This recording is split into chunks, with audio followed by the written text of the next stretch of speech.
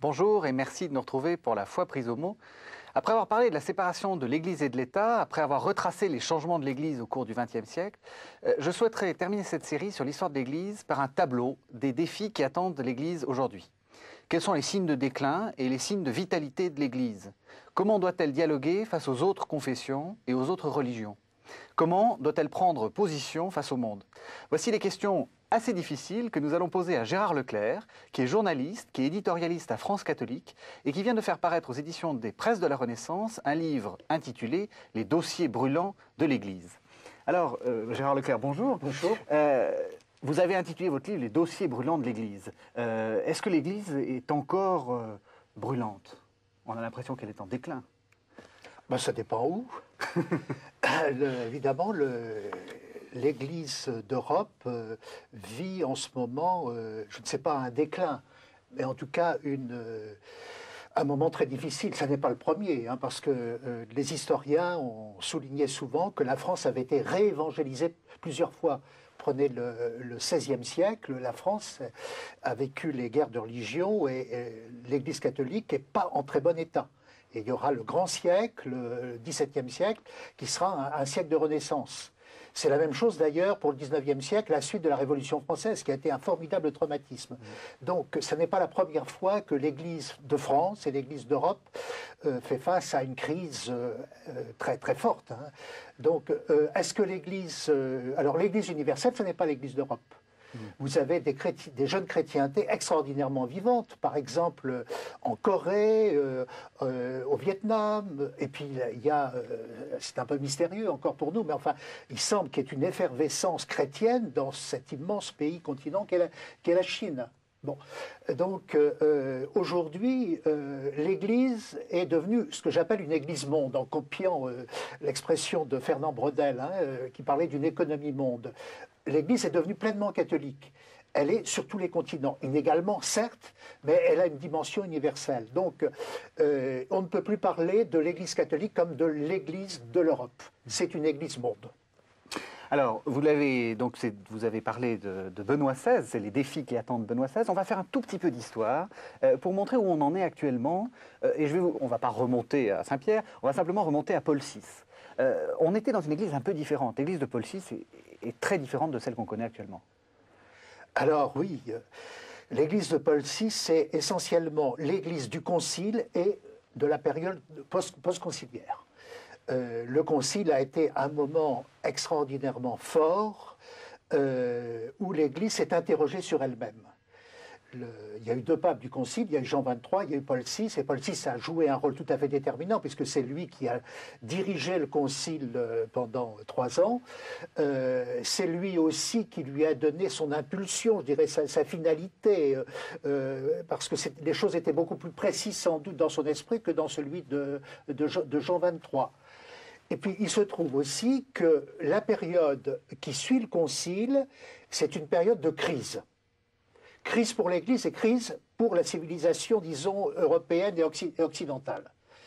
Ce qui fait que alors qu'on attendait, c'était un petit peu la rhétorique du moment, un printemps de l'Église, forcément, il s'était passé des choses si étonnantes, si extraordinaires au Concile Vatican II, que l'Église allait connaître une expansion étonnante, que l'hostilité qu'il y avait à son égard depuis le XIXe siècle, alors qu'un certain nombre de débats intellectuels n'avaient été pas tranchés ou mal tranchés, il semblait que tout allait maintenant rentrer dans un ordre merveilleux.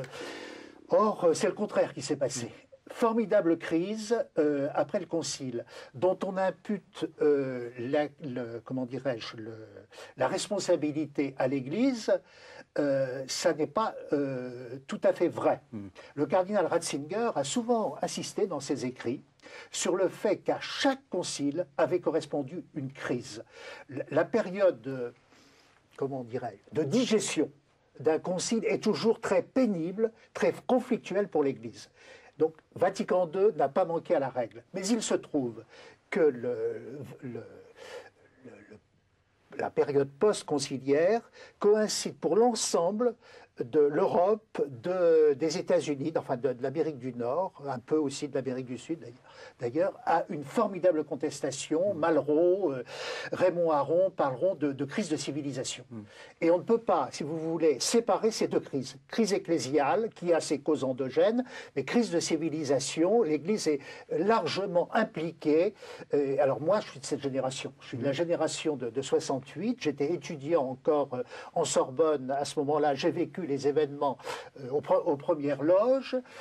J'ai de tempérament, de formation philosophique, etc., j'étais très intéressé par les courants d'idées, les débats, le structuralisme, etc., de l'époque. Donc j'ai suivi cette crise en profondeur et Paul VI a été pris de plein fouet dans cette affaire. Et ça n'a pas été drôle pour l'Église. Une formidable crise que les historiens, à mon sens, n'ont pas encore pris de front. Oui, ça a terni les dernières années de Paul VI, alors que c'était en fait un grand pape. Mais on a eu l'impression que... C'était un grand pape, un très grand pape. Ça restera pour l'histoire le pape de Vatican II, où des mises au point doctrinales, notamment en ce qui concerne les rapports de l'Église et de la civilisation moderne, les grandes lignes ont été tracées. Et aujourd'hui, on s'aperçoit qu'un texte, notamment comme la Déclaration sur la liberté religieuse, est un texte extraordinaire et qui attire l'attention notamment des politologues. Parce que peut-être jamais d'une façon aussi précise, on a dessiné les contours des rapports non seulement de la politique et de la religion, mais je dirais de la liberté et de la politique. Qu'est-ce que ça veut dire que la liberté en politique ? Il n'y a peut-être aucun texte dans la philosophie politique qui soit aussi précis que cette déclaration conciliaire. Alors après Paul VI, évidemment, il y a l'interrègne, on peut dire, de Jean-Paul Ier, et il y a Jean-Paul II. Alors, comment se situe-t-il, lui? C'est lui qui récolte là où il n'a pas semé? Ou est-ce qu'il est dans la lignée? Alors, il ne faut pas oublier une chose, c'est que Monseigneur Wojtyła a été un des acteurs essentiels de Vatican II. Sur le moment, on ne s'en est pas rendu compte, parce qu'au début, d'ailleurs, il n'était pas encore archevêque de Cracovie, il était évêque auxiliaire, il est devenu archevêque au moment du concile. Et on ne s'est pas aperçu que Monseigneur Wojtyła avait eu un rôle de conseiller, un rôle d'impulsion aussi au cœur notamment des commissions où se réunissaient les théologiens et les évêques qui avaient à préparer les textes. Et là-dessus, moi j'ai un témoignage de premier ordre, parce que j'ai eu la chance de bien connaître en ces dernières années le père de Lubac, le cardinal de Lubac, qui a connu Monseigneur Wojtyła à cette époque. Et il était formel. Pour lui, Wojtyła, c'était une des plus fortes personnalités du Concile, et pour lui aussi, l'apport de Wojtyła dans la mise au point de la constitution Gaudium et Spes qui concerne l'Église et le monde a été absolument capital. On s'est demandé à un moment si on n'allait pas abandonner cette constitution dont l'ambition était trop grande, trop forte. Il s'agissait de parler tous les problèmes du monde, la faim, la paix, la guerre, la famille, etc. Ça allait dans tous les sens. Et Wojtyła, qui avait travaillé le sujet avec une équipe de Cracovie, a apporté, je dirais, le liant et le cœur, le centre théologique de cette constitution, ce qui lui a permis de trouver sa cohérence, son sens et sa dynamique. Et son pontificat est dans cette continuité-là. Absolument. Donc quand il arrive, il vient en continuateur, en applicateur de Vatican II, ce qu'il avait déjà été dans son propre diocèse. Il a fait un travail de présentation, de pédagogie du Concile qu'aucun évêque n'a fait dans le monde. Donc il est complètement dans le coup. Et c'est sûrement un des hommes qui a le mieux intégré, je dirais, la doctrine de Vatican II, et qui était persuadé que cette doctrine était au cœur de la problématique de l'Église au XXe et à la veille du XXIe siècle. Merci Gérard Leclerc.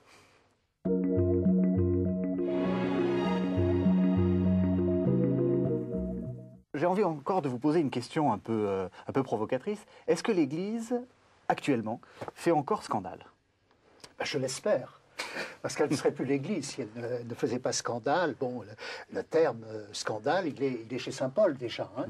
l'Église doit choquer, je dirais presque. Une Église qui ne choquerait pas, qui n'atteindrait pas les gens d'aujourd'hui dans leur bonne conscience, etc., n'aurait pas d'intérêt. En définitive, parfois nous scandalisons des attaques qu'il y a contre l'Église, des remugles d'anticléricalisme, etc. Il y a quelque chose de très positif là-dedans. Ça veut dire que l'Église, elle fait réagir. On n'est pas indifférent à son propos. Et beaucoup de gens, maintenant, Jean-Paul II, il est presque comme une icône dans le ciel des médias, mais il a aussi été très attaqué dans les médias. C'est donc que son message n'était pas indifférent. Donc l'Église doit provoquer la réaction, et cette réaction, elle nous remet tous, parce que je nous mets dans le coup, elle nous remet tous en cause.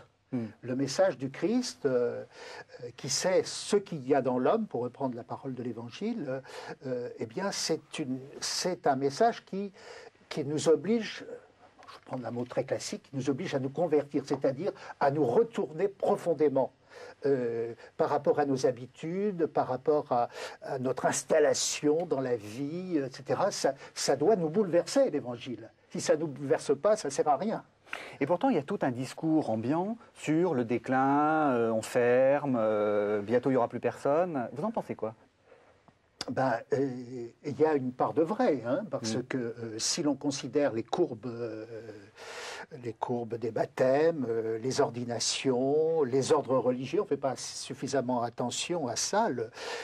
Les religieuses ont joué un rôle considérable dans le monde ecclésial au XIXe ou au XXe siècle. D'ailleurs, il y avait plein d'ordres qui se fondaient année après année dans la France du XIXe siècle. Tout cela est en train de disparaître. Et ça n'est pas sans conséquence, je dirais, sur la vie la plus quotidienne et sur l'appréhension qu'on peut avoir de l'Église, qui avant était proche des gens, ne serait-ce que par les religieuses qui venaient faire des piqûres dans les villes. Donc il y avait une proximité extraordinaire de l'Église. Voilà, tout un monde a disparu. Et ça n'est pas mince, cette transformation. Donc c'est vrai qu'il y a un déclin de ce point de vue-là. Mais en même temps, il faut voir que l'Église, elle vit dans l'histoire, dans le cours de l'histoire, et qu'elle rebondit. Elle rebondit sans cesse. L'Église du Moyen-Âge, ce n'est pas celle de l'Empire romain, et celle de la Renaissance n'est pas celle du Moyen-Âge. Donc nous sommes en train de vivre sans doute douloureusement, en ce qui concerne nos pays d'Europe, une mutation qui fait que peut-être certaines idées, certaines pratiques, certains mouvements qui étaient en vedette dans les années d'après-guerre, etc., ne sont plus les mouvements en vedette. Un autre paysage religieux apparaît progressivement. On a parlé notamment d'émergence des nouvelles communautés. Elles apparaissent déjà à la fin de Paul VI, dont nous avons parlé la dernière fois. Paul VI, tout à la fin de son pontificat, préside à Rome un vaste rassemblement des nouvelles communautés. Ah, ça c'est quelque chose de radicalement neuf dans le paysage ecclésial. Et sous Jean-Paul II, jusqu'à nos jours, ces nouvelles communautés n'ont cessé de monter en puissance, avec aussi de nouveaux ordres religieux, notamment contemplatifs, mais aussi missionnaires, qui n'existaient pas il y a un demi-siècle. Et ce sont des ordres jeunes. Moi, je connais un peu les Sœurs de Bethléem, la moyenne d'âge est 30-35 ans. Il y a là une église jeune, extraordinairement jeune, et pourtant, Dieu sait si les Sœurs de Bethléem, ça n'est pas un ordre facile, c'est la spiritualité des Chartreux, avec le mode de vie des Chartreux. Eh bien, ça attire des jeunes gens, des jeunes filles d'aujourd'hui. Donc il y a une église qui ne ressemble pas exactement à celle du XXe siècle qui est en train d'apparaître. Mais justement, comment vous la définiriez? Parce qu'on ne cesse de parler de nouvelles communautés ou de communautés charismatiques. C'est quoi qu'il y a de nouveau? Si vous voulez, ces communautés, d'abord, elles apparaissent dans les années 70. Souvent, elles apparaissent à la suite d'un mouvement qui a traversé l'Atlantique. Parce que le mouvement charismatique est lié à ses origines, au revivol, disons, du protestantisme américain. Et au début, on les regarde un peu curieusement, parce que ces gens-là prient d'une façon un peu spectaculaire, alors qu'en France, on était devenu très pudique. En ce qui concerne la prière, là, on lève les bras au ciel, on n'hésite pas à se mettre à genoux, à se prosterner, etc. Donc, ces gens sont étranges. Et pourtant, ils vont être de plus en plus mieux admis. C'est le retour du religieux. Alors que dans les années 60-70, on avait annoncé la sécularisation absolue de l'Occident. Hein, non, il n'y allait plus avoir de le religieux n'allait plus vivre à l'état explicite, spectaculaire qu'on lui connaissait. Et bien brusquement, le christianisme réapparaît, je dirais, de la façon la plus spectaculaire. Avec des gens qui prêchent dans les rues, qui chantent dans les rues. Donc le christianisme n'a pas peur de réapparaître au grand jour. Dans les années d'après-guerre, on a vécu un petit peu ce qu'on appelait la spiritualité de l'enfouissement. Il s'agissait d'être discret, de vivre un petit peu comme ça, dans banlieue, dans des grands immeubles, etc., mais sans trop... bien sûr, en priant, en faisant un témoignage évangélique souvent très fort, mais il ne s'agissait pas, comme on dit, de brandir son drapeau. Avec ces nouveaux mouvements, au contraire, on n'a pas peur, on fait de l'évangélisation de rue, et on fait des grands rassemblements, d'immenses rassemblements, et c'est un mouvement qui est né dans le protestantisme américain qui est très spécifique. Enfin, il faudra en parler, on n'en a pas le temps là. Mais la contagion a gagné l'Église catholique avec une invocation, je dirais, à l'Esprit Saint qui est un peu nouvelle dans le monde catholique. On a retrouvé, je dirais, la spiritualité de l'Esprit Saint, si j'ose m'exprimer de cette façon. Donc, on n'a pas peur de dire qu'on est branché sur le ciel, en quelque sorte. Hein, et que on ne vit pas comme cela dans un monde sécularisé où la terre vit complètement séparée du ciel. Non, on est relié au ciel. Et c'est pas un peu dangereux? Est-ce qu'il n'y a pas des dérives? Ah, mais bien sûr qu'il y a des dérives. Seulement, ce qui me frappe dans les communautés charismatiques, c'est la vitesse avec laquelle elles se sont catholicisées, si vous voulez, parce que ces communautés charismatiques, elles ont repris dans le catholicisme ce qu'il y avait de plus traditionnel et qui souvent avait été un peu délaissé, abandonné, comme les pratiques de piété. C'est eux qui ont rétabli comment dirais-je, le culte eucharistique. Les processions au Saint-Sacrement, les longues veillées au Saint-Sacrement, c'est eux qui ont rétabli le rosaire, le chapelet, etc. Et c'était parfois assez intéressant d'observer ces phénomènes parce que, par exemple, je pense à la communauté des Béatitudes qui a été fondée par d'anciens pasteurs protestants qui sont convertis au catholicisme. Et ce sont ces gens-là qui ont découvert, avec vraiment des yeux complètement neufs, le catholicisme. Et pour eux, le catholicisme, la nouveauté du catholicisme, en dehors évidemment de la foi chrétienne, mais il y avait ce qu'ils appelaient les trois blancheurs, c'est-à-dire le pape, l'Eucharistie, la Vierge Marie. Voilà. Donc, sans aucun complexe, on redécouvrait ce qui faisait un petit peu l'originalité par rapport aux autres confessions chrétiennes du catholicisme. Merci Gérard Leclerc.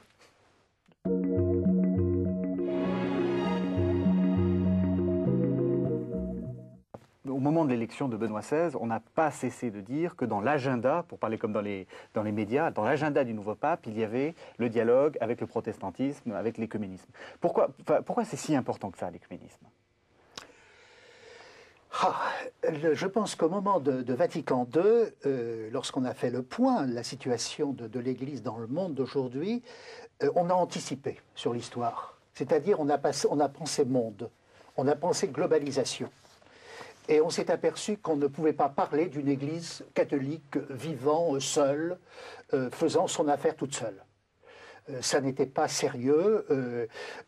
Il y avait eu bien sûr les grandes intuitions et le formidable travail fait par les pionniers de l'œcuménisme, mais à ce moment-là, je crois que l'Église catholique a intégré cela dans sa vision des choses et dans son examen sur elle-même. Et on s'est aperçu que désormais, l'œcuménisme était une des lignes directrices de sa pastorale. Et du coup, eh bien, on avait un énorme travail à faire de mise au point dans les relations avec les grandes confessions religieuses, enfin chrétiennes. Non catholique, ce travail a été largement abordé à Vatican II et a donné lieu à des développements notamment pratiques. Je pense que les choses sur le terrain ont énormément évolué. Une fois, j'avais été invité dans une maison de retraite où il y avait des vieux pasteurs. Et j'avais beaucoup discuté avec eux et ils m'avaient expliqué comment, pour eux, l'existence la plus quotidienne avait changé après le Concile Vatican II. Souvent, ils se trouvaient isolés dans des villes, etc. Et puis, brusquement, le curé, la paroisse catholique leur avait ouvert les bras, si j'ose dire. Et pour eux, la vie même, la plus quotidienne, avait changé. Donc, alors, il y a cette dimension-là. Et puis, il y a le fait que... pour donner son témoignage, le témoignage de l'Évangile, l'Église ne peut pas se résigner à la division des chrétiens. Oui, donc il faut avancer. Ce que disait Jean-Paul II, la tunique sans couture. Absolument. Oui. Il faut avancer, et d'où un travail d'arrache-pied qui n'est pas facile, et puis aussi dont la nature peut changer avec l'histoire. La chute du mur de Berlin a changé les relations entre les différentes confessions. Les orthodoxes ne réagissent plus aujourd'hui comme ils réagissaient au moment de l'Union soviétique. Et de cela, il faut prendre en compte. On s'aperçoit que les débats internes au Conseil œcuménique des Églises ont complètement changé. Donc, eh bien, il y a toute une histoire nouvelle qui est née dans les années 60 et qui nous amène à des développements encore inédits. Alors, écuménisme avec les autres confessions chrétiennes, mais aussi il y a le dialogue avec le judaïsme, extrêmement important, qui fait partie des défis, en tout cas, que Jean-Paul II a vraiment initié. Alors, tout est parti de Nostra Aetate, à donc Vatican la déclaration II, de Vatican déclaration qui mettait...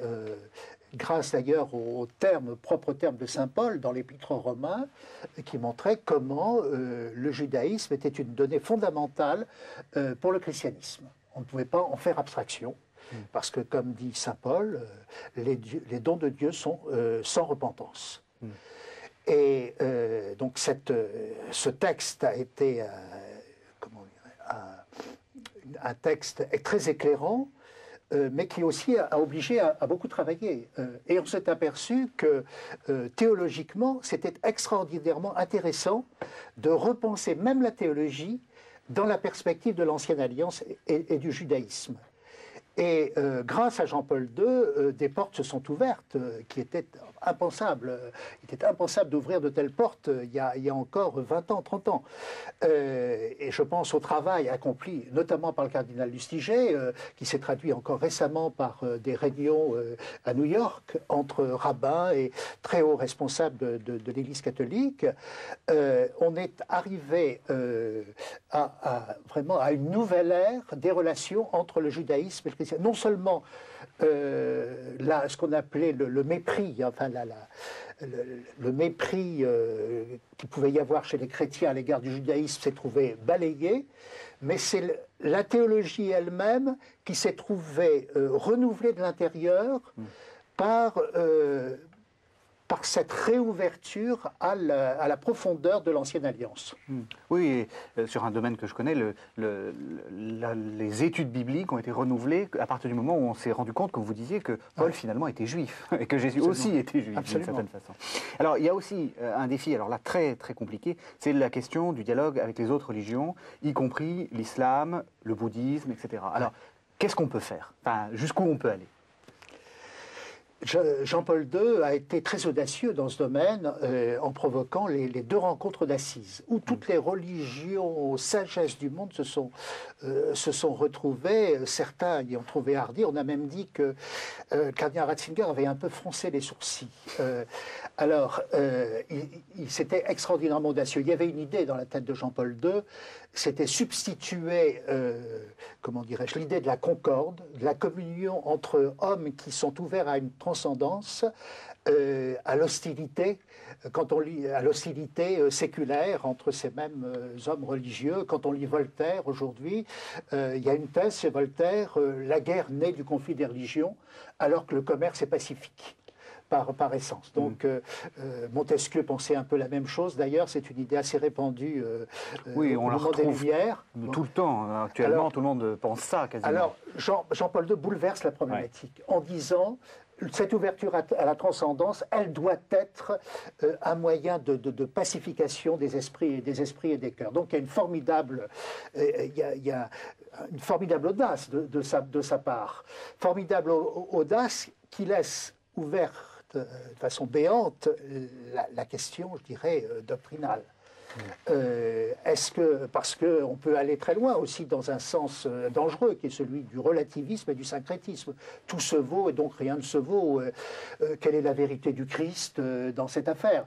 Et quand on examine les choses de façon plus fine, on s'aperçoit que les religions ne répondent pas tous aux mêmes questions. Le salut, par exemple, la rédemption, ce sont des concepts proprement chrétiens que l'on ne peut pas transposer purement et simplement dans le bouddhisme, qui obéit à une toute autre logique. Alors, ces choses-là, on les étudiait depuis très longtemps. Mon maître, le père de Lubac, dont j'ai déjà parlé ici, a écrit 3 livres très importants sur le bouddhisme, en montrant la formidable difficulté d'une rencontre au sommet entre les religions. Mais en même temps, ces religions, eh bien, ils sont la marque du caractère profondément religieux de l'homme. On ne peut pas en faire fi. Mais ceci dit, on ne peut pas mettre tout sur le même pied. D'où la formidable difficulté de ce dialogue qui met en cause des gens très différents. Des gens beaucoup plus proches que nous, et certains que les musulmans sont plus proches que nous, de certaine façon, que les bouddhistes. Mais en même temps, l'islam, c'est une telle énigme, une telle diversité. Aujourd'hui, on regarde l'islam, notamment de l'autre côté de l'Atlantique, comme quelque chose de terrifiant. Si on regarde un peu plus près, on s'aperçoit que le monde islamique est beaucoup plus divers qu'on ne le dit et qu'on ne le pense, et qu'il y a des facteurs d'évolution, mais l'islam, ça demeure en soi une énorme interrogation. Et le bouddhisme, c'est encore un autre monde. Donc l'audace du Concile, de Jean-Paul II, etc., ça a été de ne pas laisser ces choses-là de côté, de ne pas les dédaigner, mais de les mettre au cœur de notre réflexion, et ça continue. On n'est pas au bout de nos peines. Merci Gérard Leclerc.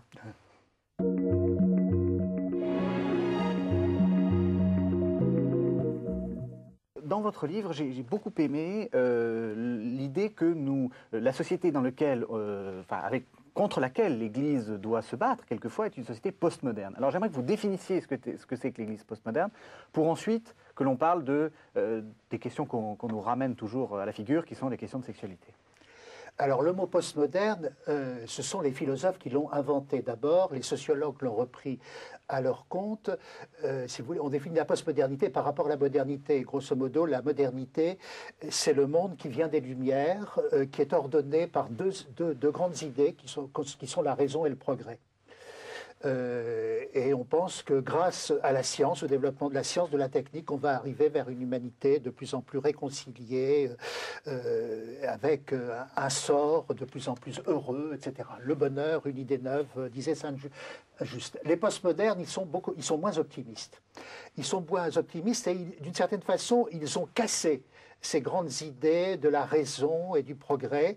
On les définit comme des déconstructeurs. Je pense à un certain nombre d'auteurs qui ont été les auteurs qui ont bercé ma jeunesse philosophique, comme Michel Foucault, Gilles Deleuze, Jacques Derrida, etc. Ce sont des déconstructeurs. Donc, ils cassent un peu les gros concepts du du progrès, du savoir, de la raison, etc. Ils sont très méfiants à l'égard de l'emprise des sciences humaines. Donc c'est ça la postmodernité. Ça suit la modernité, ça reste fidèle à une certaine régulation, si vous voulez, de la liberté. La liberté, c'est ce qui mène le monde, ce qui a amené la modernité et la postmodernité. Mais cette liberté, elle s'individualise, elle se décollectivise. Un des termes employés par les penseurs de cette période, c'est la fin des grands récits. Le grand récit marxiste, même le grand récit chrétien, etc., qui prétend unifier l'histoire de l'humanité, une histoire qui serait complètement unifiée, eh bien tout ça, ça n'existe plus. Ces grands récits, c'est l'homme qui s'intéresse à lui-même. À son sort, à ses problèmes, et c'est un petit peu aussi l'idéologie de ce qu'on appelle l'épanouissement personnel. Vous voyez, c'est un peu tout ça, la postmodernité. Alors, ce qui est intéressant, c'est que, bon, vous prenez un peu de recul, mais comment est-ce que on articule cette société postmoderne avec le problème qui est le problème que je vous ai dit, quand on est chrétien, on nous remet dans la figure, qui est la question de la sexualité. Pourquoi est-ce que c'est là où ça coince ? Eh bien, précisément parce que ces grands déconstructeurs ont remis en cause la grande normativité morale qui n'était pas propre d'ailleurs au christianisme, mais qui était le propre de la philosophie, de la raison commune. Emmanuel Kant, qui est le grand penseur des Lumières, a une morale extraordinairement rigoureuse. Y compris dans ce domaine. Donc les postmodernes vont refuser cette rigueur morale, ces normes qui pèsent sur notre existence, et la déconstruction, elle va atteindre l'homme dans ses profondeurs. Ce n'est pas seulement les concepts de la morale qui sont déconstruits, mais c'est l'homme, l'individu lui-même, qui est à ce moment-là ramené à son propre désir. Du coup, tout ce qui normativait l'existence la plus concrète, la famille, le mariage, la différence sexuelle, qui structurait l'ensemble de la société, c'est-à-dire la société était fondée sur la dualité de l'homme et de la femme, du rapport. Tout ça est remis en question, par exemple, à travers ce qu'on appelle aujourd'hui la théorie des genders, des genres. C'est plus la différence sexuelle qui structure la société, mais ce sont les pratiques sexuelles. On se définit par sa pratique sexuelle, qui est beaucoup plus proche, si vous voulez, de son désir à soi. Alors, il est bien certain que l'Église, là-dessus, est au cœur du débat, et plus que cela, d'un débat extrêmement vif, souvent vindicatif, parce que l'Église a une anthropologie qui lui vient de la révélation même, dans la Genèse. Hommes et femmes, il les créa. Cette distinction est fondamentale. Alors, et puis il y a un autre problème aussi. Il y a le fait que l'on vient d'un univers extraordinairement puritain, où la sexualité a été considérée comme le mal. Mais ça n'était pas quelque chose qu'on ne pouvait pas montrer. Mais ça n'était pas seulement le fait des chrétiens. Tout le XIXe siècle est extraordinairement pudibond de ce point de vue-là. Le XXe siècle va réhabiliter la valeur de la sexualité, notamment avec le freudisme. Et il faudrait mettre des tas de bémols parce que la perspective de la sexualité chez Freud n'est pas particulièrement très amusant. Et chez Lacan encore moins. Oui. Donc, mais quand même, il y a une revalorisation de la sexualité en dépit de ses aspects inquiétants. Le christianisme n'est pas indifférent à ce mouvement de la psychanalyse, etc., et de la redécouverte de la sexualité, puisque Jean-Paul II, comme philosophe moral, va énormément réfléchir sur cette question. Chez Jean-Paul II, il y a toute une pensée du corps, une théologie du corps qu'il a développée très longuement aux origines de son pontificat, c'est des choses qu'il avait commencé à travailler quand il était professeur à Lublin en Pologne, et il y a un apport considérable, tout à fait nouveau, de la pensée chrétienne, notamment grâce à Jean-Paul II, à cette question de la sexualité. Alors justement, quel est cet apport? Parce qu'on présente souvent ce discours normatif, et enfin, on en fait une sorte de repoussoir dans les médias. Alors je dirais que d'abord, ce discours n'est pas d'abord normatif. Jean-Paul II est un phénoménologue qui a appris beaucoup de choses auprès d'un grand penseur allemand qui s'appelle Max Scheler. Max Scheler, c'est l'homme des sentiments, de l'affectivité. Nous sommes avant tout des hommes affectifs, je dirais, plus que rationnels, c'est ce que pense Max Scheler, et Karol Wojtyła l'approuve d'une certaine façon, même s'il le critique. Et il pense donc qu'on ne peut pas penser l'homme sans cette affectivité et donc la sexualité. Mais la sexualité, elle ne doit pas être, comment dirais-je, détachée de l'affectivité. Donc il faut bien voir que chez Karol Wojtyła, il y a d'abord une analyse positive de ce qu'est la sexualité référée à l'aspect affectif de l'homme. Et Max Scheler, c'est l'anti-Kant. Kant, justement, c'est les grands principes, les grandes normes qui vous tombent du ciel, un peu comme le Dieu du Sinaï qui fait tomber sur le peuple juif là, ses commandements. Chez Max Scheler, ça n'est pas cela. C'est l'anti-Kant, comment dirais-je, la personnalité se forme à travers sa maturation affective et donc sexuelle. Certes, les normes interviennent comme ça pour structurer l'individu, la personnalité et la vie sociale, mais sans ce travail de maturation personnelle profonde qui concerne notamment la période de l'adolescence, il n'y a pas de vie humaine viable et riche et heureuse. Ça, c'est la grande découverte de Jean-Paul II. Que peu de gens ont compris, sauf ceux qui se sont intéressés au travail du phénoménologue et du disciple de Max Scheler l'ont compris.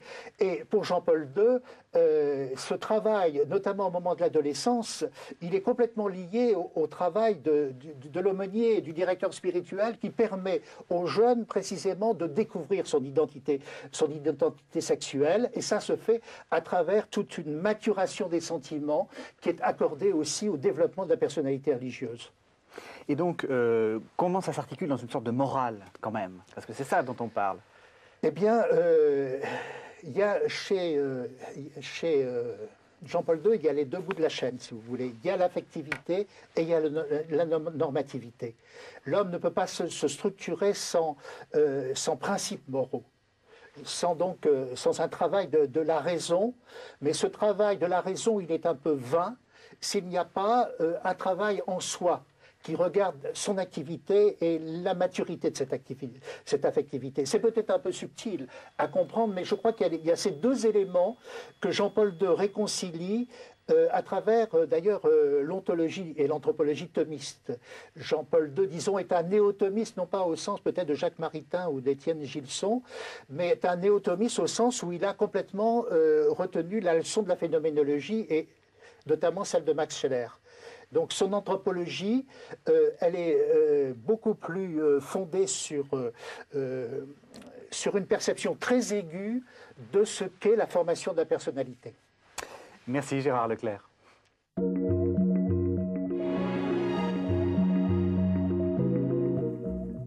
Dans votre dernier chapitre, Gérard Leclerc, vous posez cette question: que peut apporter l'Église aujourd'hui? Et donc je vous la pose en toute simplicité. Finalement, à quoi ça sert qu'il y ait encore une Église? Et là encore, je reviendrai à l'enseignement de nos deux derniers papes, Jean-Paul II et Benoît XVI. L'Église peut nous permettre de comprendre notre propre humanité. Qu'est-ce que c'est qu'être homme? Benoît XVI insiste beaucoup sur le rôle de l'intelligence et il montre que le christianisme est la religion qui correspond aux exigences les plus aiguës de l'intelligence. Donc, et la première énigme qui est posée devant l'intelligence humaine, c'est qu'est-ce que l'homme? Ecce homo, c'est ainsi que les conférences de Carême ont été organisées cette année. Voici l'homme. Qu'est-ce que l'homme? Et le Concile Vatican II, dans sa constitution Gaudium et Spes, stipule que par son incarnation, le Christ s'est en quelque sorte uni à chaque homme. Chaque homme, n'importe quel homme, pas seulement le chrétien, le bouddhiste, le musulman, l'animiste, etc.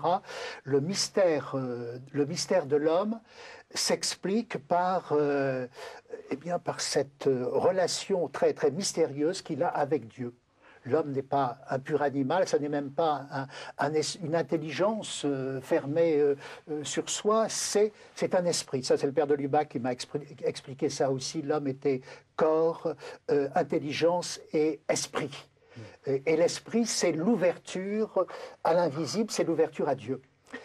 Donc eh bien, le christianisme, il explique à l'homme sa propre énigme et son propre mystère en le référant à la Trinité. Et la rédemption, la grande marche de Pâques, n'est pas indifférente à ce qu'est l'homme. Au contraire, pour que l'homme se comprenne sa dignité, sa vocation, eh bien, s'il entre dans ce chemin du Christ, de la rédemption et de la résurrection, il va comprendre son énigme. Eh, ça n'est pas rien, cela. Ça n'est pas rien. Et l'évangélisation, c'est cela. Ça n'est pas quelque chose qui vous tombe dessus comme ça, qu'un message publicitaire particulièrement habile, vous direz, tiens, oui. Non, c'est beaucoup plus que ça. C'est une révélation, c'est une bonne nouvelle qui vous met au plus profond de vous-même, hein, comme dit saint Augustin, intimior intimo meo, Dieu est plus intime à moi-même que moi-même. Hein. Un Dieu, c'est Claudel traduit ça, un Dieu qui soit plus moi-même que moi. Eh bien, c'est ça le mystère de l'homme. C'est la présence en lui de Dieu qui fait qu'il est un être tout à fait singulier au cœur de la création. Eh bien, déjà, si le christianisme nous apprend ça, c'est déjà beaucoup. Et la contrepartie, c'est aussi la dignité de l'homme qui est capable de Dieu, capax Dei, comme disaient les anciens. Et donc, face à des tentatives de marchandisation de l'homme, etc., le christianisme dit attention. Absolument, nous sommes aujourd'hui quand même dans une période où l'homme est en péril. L'homme est en péril quand on s'aperçoit de la transformation prodigieuse du monde médiatique. Le succès d'un certain nombre d'émissions qui ont un succès populaire considérable, on prend conscience d'une formidable régression culturelle et même anthropologique. On doit faire très très attention à cela.